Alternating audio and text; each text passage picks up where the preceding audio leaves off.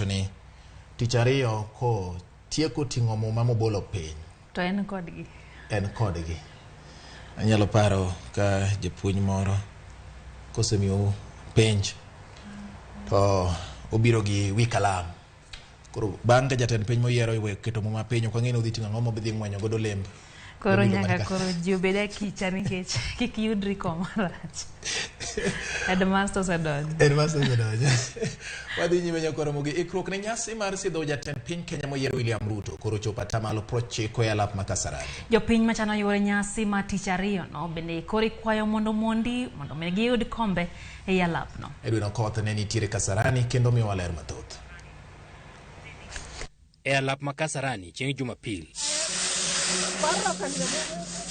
Ikruok timore koni gi koni. Iluoko konde duto kendo ipedho pap kama jatend piny moyier William Ruto biro chamo muma chieng' tich ariyo. Kombe osechan kendo ka opogore kod gedo matin ma pod iriwe chumbe gi bepe koni gi koni. Gimoro amora chiegni ikore. Jakom mar aput machano nyasi mar lokruok e tend piny Kenya matimore juma manyien no Joseph Kinywa wacho ni ikruok osechopo atamalo 90.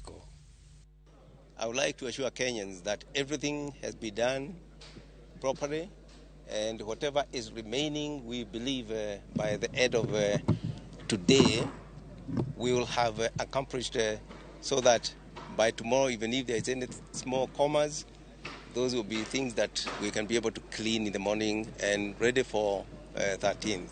I assure you, we are 90%. What is remaining is very minimal, and we believe everything will be on schedule. Kinywa bende wacho ni jopiny machano yuoro nyasi no nyaka tem mondo chop chon ka kamano to gibiro bet oko kama ibiro manynegi kaka ginyalo luwo chenro no achiel kachiel. People are required to arrive very early.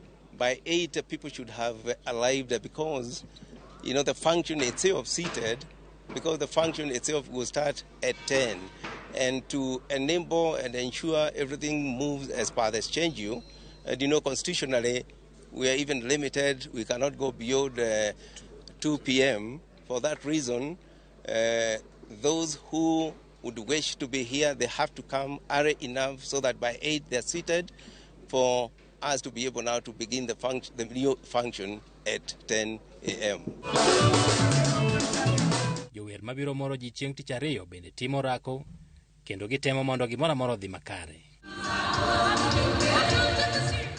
Nyasi no igeno ni biro bet kod welo mawuok e pinje mopogore opogore kendo joting' ndai mag jotelogo bende ne ofwar kaka nyasi biro ringo.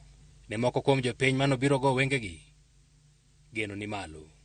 Rais wetu mtarajiwa alitupromise ya kwamba bei ya mafuta itashuka pamoja na bidhaa vya vyakula vitashuka bei. So kama tarehe 13 ndio atakula kiapo na tarehe 14 ndio wanasoma bei ya mafuta. Nina imani ya kwamba atapunguza hiyo bei. Hata mimi nilikuwa nataka niende Jumanne, lakini itabidi nisafiri kwenda nyumbani Jumatano kwa sababu president atashusha bei. Nina matarajio makubwa ya mafuta kuzudi nisafiri na hata shilingi 800 mpaka Kuria. Hema mantiere bada makora chichni ema jatend piny Kenya moyier William Samoei Ruto bro chame muma chieng' tich ariyo. Jochan chenro maka wacho ni gimoro amora oseket makare kendo dhano idwaro nopong' kae moloyo nyasi moro amora mosetimore machalo gi ma e higni mosekalo. Edwin Okoth, Ramogi TV.